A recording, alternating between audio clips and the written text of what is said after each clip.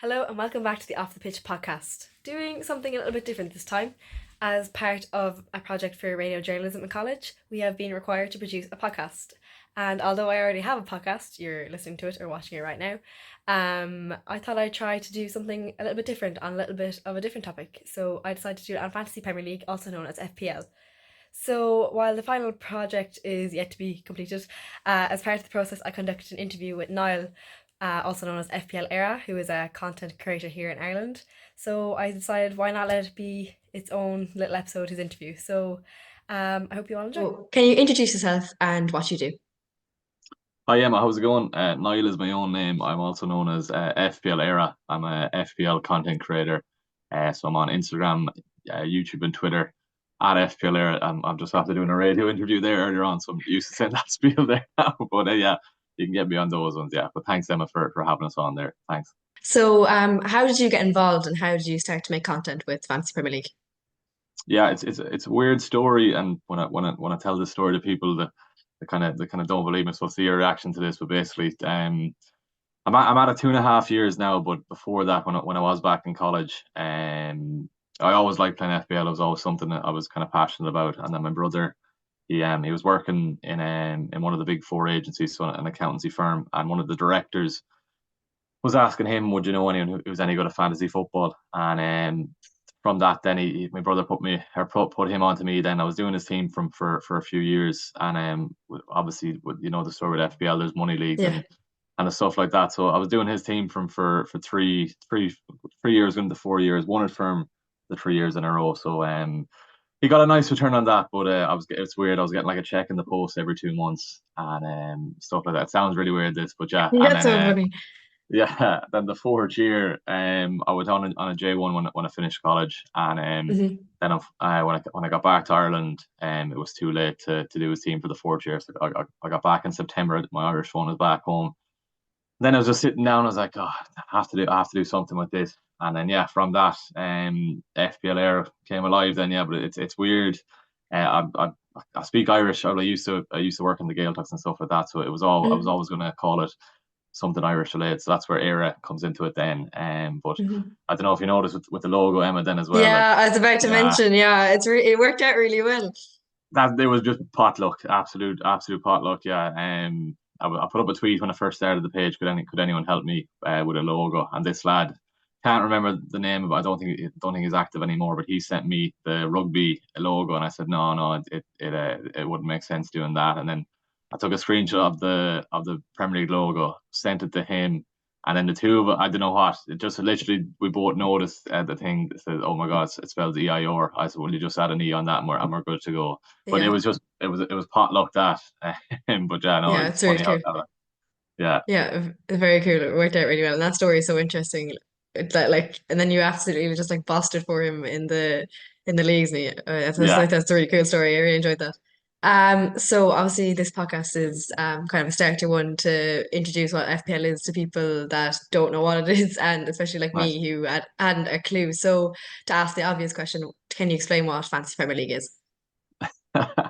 can, but we could be here for about a couple hours. But long story short, how to explain it is, yeah, you've 15 teams. You've got a budget of 100 million, and you can only pick three players from the one team. You get points if a player does well, if he scores, if he gets an assist, if a defender keeps a clean sheet.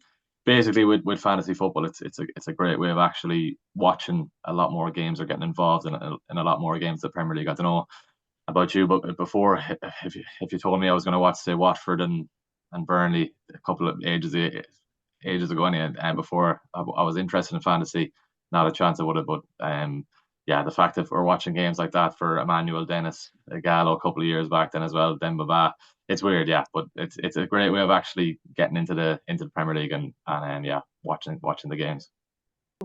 I know I found the concept of the chips very confusing when I first started out. So can you explain what the chips are and what they do?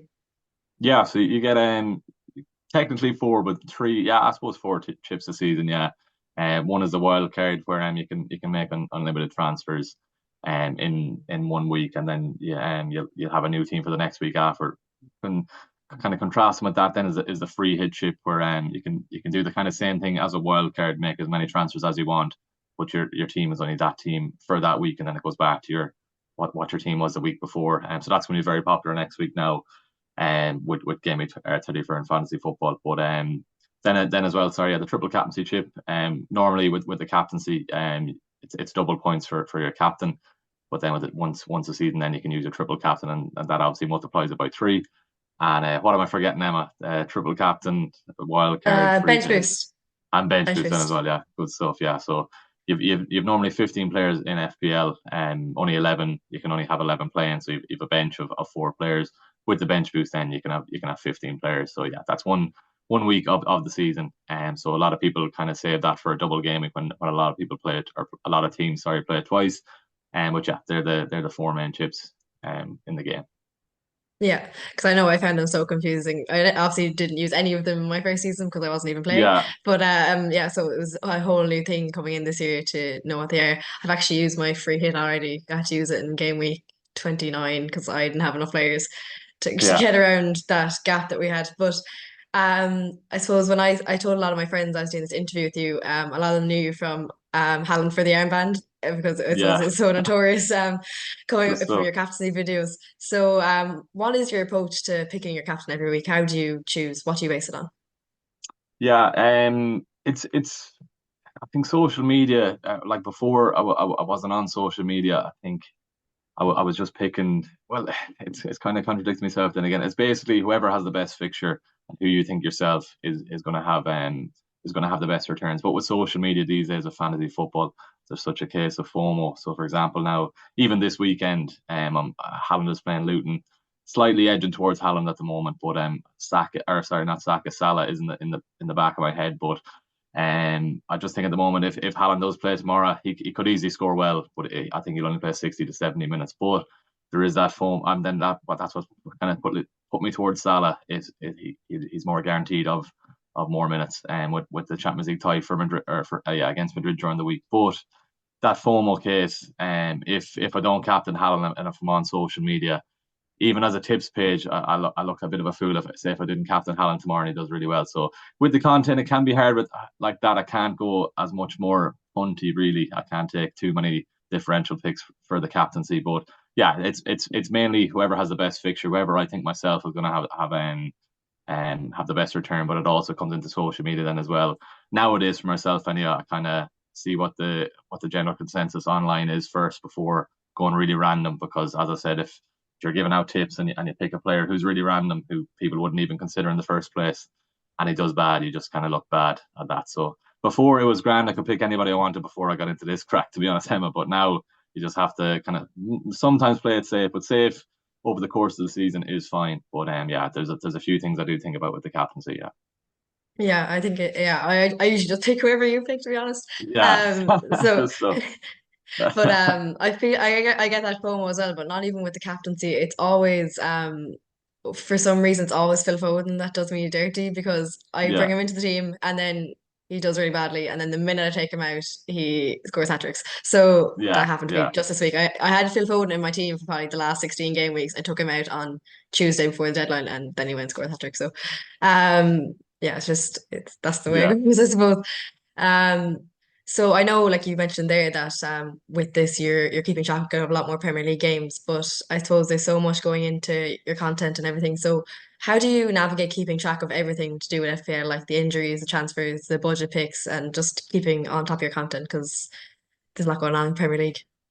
Yeah, it's mad. Like, it's not my full time job FPL, but it kind of turns into a pretty much real life second full time job, and it's a mix of being not even a journalist. Kind of you're constantly on the phone and checking, the stuff now. I wouldn't. I'm not even. I'm gonna say I'm in the know, but I do get texts off people with small updates before the deadline and stuff like that. So it's crazy what kind of fancy football does in that retrospect. But yeah, the content throughout the week, I kind of try and divide it up as much as I can. So, for example, on Monday evenings, what I messed up last year with the captaincy videos was I was doing them week by week. So, saying the game week and then the fixture, and then the player would say, for example, if I was saying about Haaland, he gets injured, and then I can't use that video then because I said the fixture and the game week. So what I've learned this year is basically just to film videos in bulk, and then five, three, four, five generic players I'm gonna I know that I'm going to captain throughout the year. Try and film them in bulk, so that kind of saves the mess and going trip to and from a pitch every week. So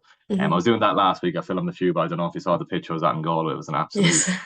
mud bath, yeah. So those kind of things they can be pretty hard, yeah. But yeah, what I will do Monday evenings and try and get the captaincy videos done, and then Tuesday evenings and try and start a transfer plans video. Have that kind of posted by Wednesday, and then Thursday evenings then we'll be doing my team selection video. Have that for Friday, and then yeah, Saturday morning, deadline stream, up early, have to get on before the big boys over in England hop on. So try and get on about half an hour before they come on, get my audience on, and then yeah, try and stream for 2.5 hours.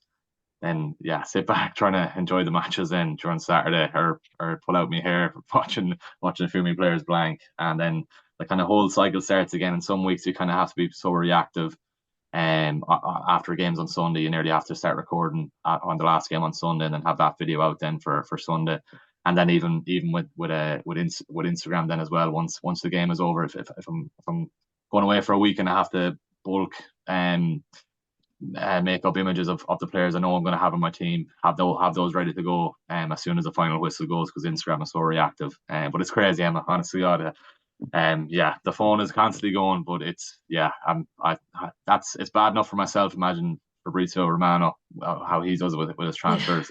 It's crazy. Yeah, Yeah, yeah, it's effective because I keep tuning into your content because I'm just useless anyway.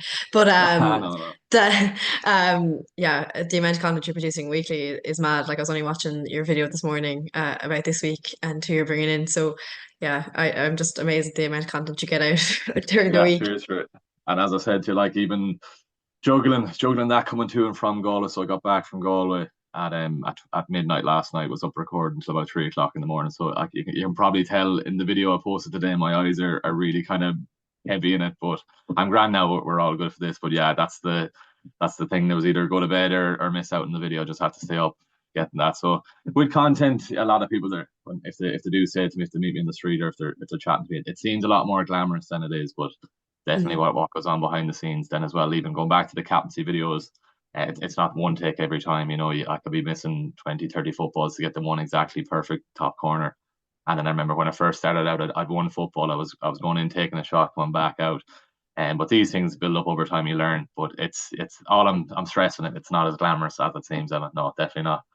Definitely not. But you're well known for the captaincy videos anyway, because anyone knew who you were Yeah, when I no, it's said it. It's could nearly be an iconic line at this stage. that's the thing, that even the people saying get merch, but that's I'm not gonna get ahead of myself yet. That may be something in 3 or 4 or 5 years time, stuff like that. But yeah, I gotta get a lot of stick with the Holland for the Ironman, because I'm pretty much saying it every week. Yeah, but yeah. Yeah. So, um, what would be your top tips for any current Fantasy Premier League players looking to up their game? So, like me, who's just kind of following along. The big thing with fantasy is patience. We could be watching games on Saturday or Sunday. You mightn't have, for example, let's say, I don't know, eight Nori in your team, and you see, Mhm. just because he's a bit of hot topic at the moment. But say, for example, for that game last weekend, if you saw he got an assist for the penalty, a lot of people who are kind of new to the game, they just react straight away, and then try and bring in a player to see that's performing well. But in that same game, he got injured, so that's the thing with fantasy. It's just patience. Literally, just let the whole week fly out. I know a lot of people, especially earlier on in the season, to try and chase price rises. But me myself, I do to a small aspect of the game, but no, I think patience is definitely the best. Even tomorrow now as well, before that Man City Luton game, we're hoping we're going to get some Man City team news. But yeah, just patience, and that's all I can say. Patience is a big thing.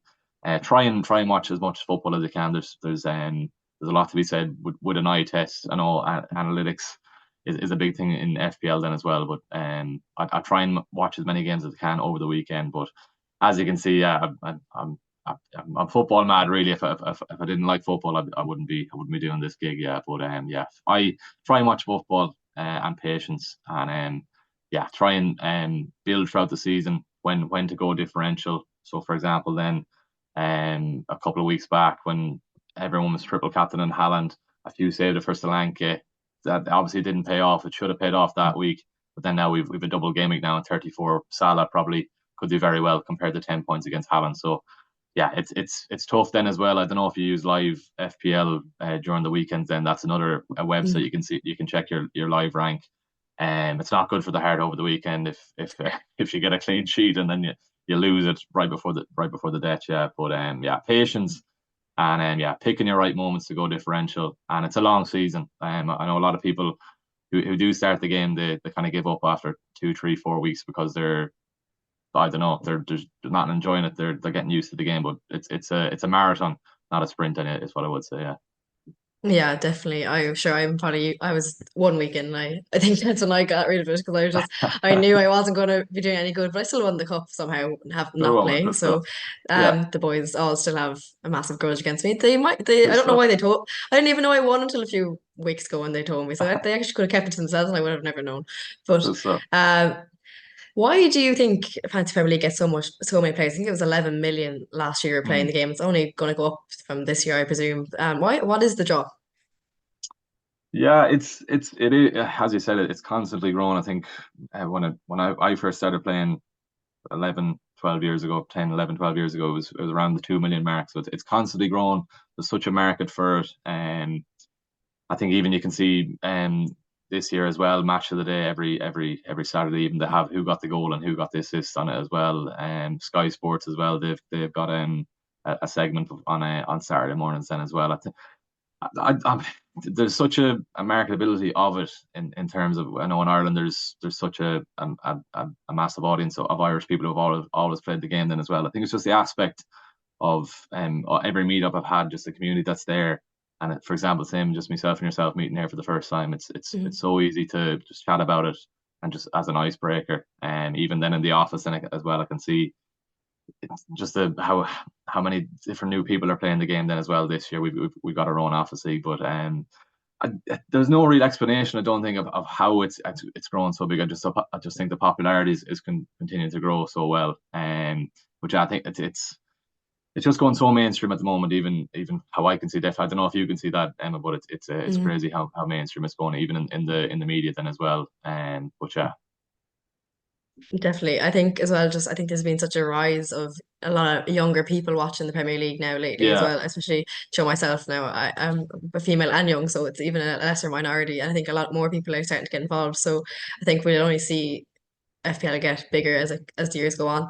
Because I know the other interview I'm doing for this podcast is with my dad, and my dad would have been like one of the like OG players, and he doesn't play it yeah. anymore. So I'm going to be asking him like, why doesn't he? So I want to hear your opinion. Do you think it's gotten too complicated since Joe since when it started? Because I know my dad said it was just the point system was a lot simpler. There wasn't so Yeah, many like deductions for points for this and that. So do you think it's gotten more complicated as the years have gone on?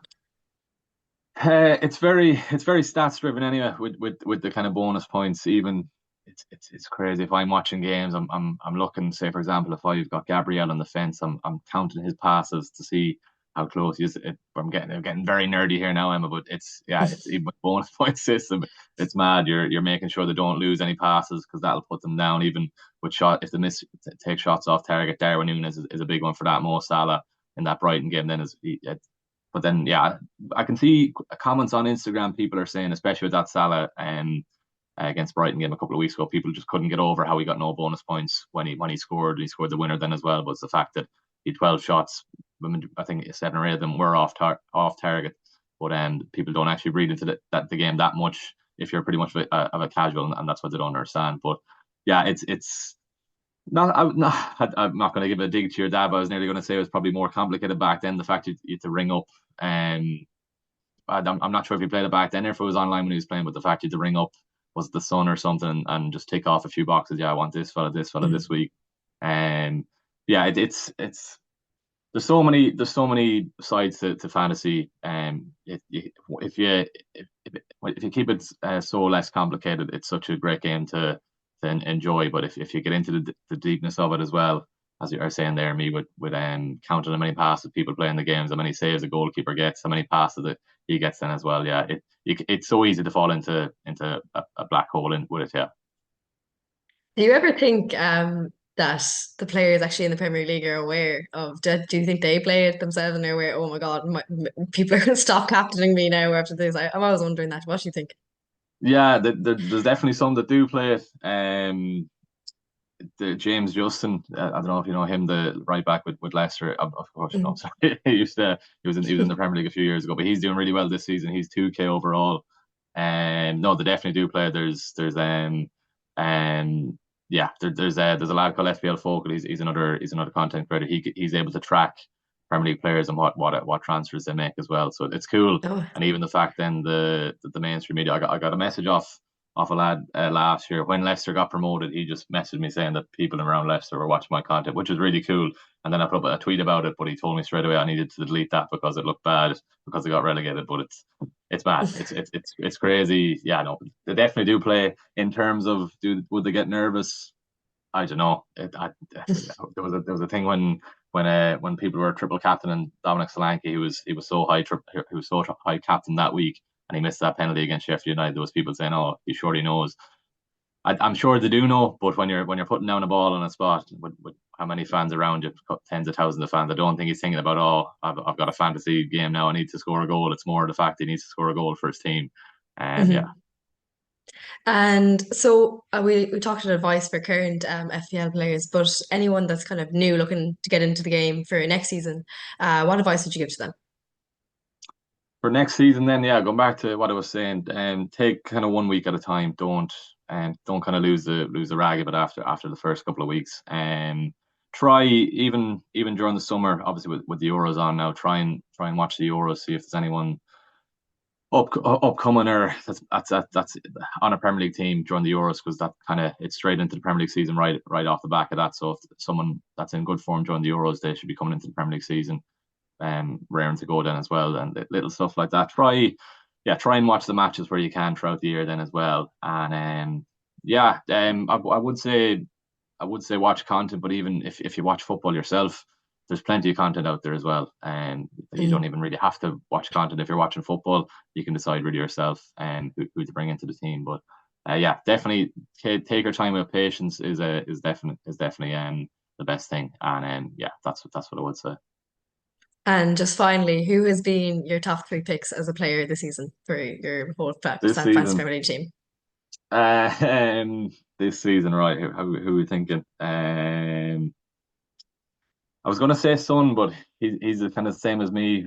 What you have with Foden, whenever this year he's been very good, but a couple of years ago, if I took him out, he kind of went off really well. But this season, I'll go one differential. I really like Aire the last 2 weeks. So I kind of hopped Mhm. on him early, and he's been doing well. But I might reluctantly have to get rid of him this week with the free hit next week and kind of forget about him. But yeah. Who else has been good?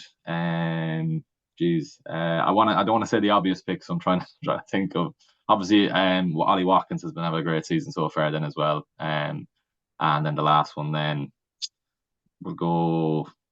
Salah, yeah, I shouldn't be saying as a Man United fan, but Salah, he's all of us the Mr. Reliable in FPL, yeah. But Watkins has been flying this year, eight Nori as a differential one, and then yeah, Salah been good, pretty good as well. Yeah, perfect. So that's all the questions I had, unless you have anything else that you want to say. Do you want to give a plug Uh, to anything?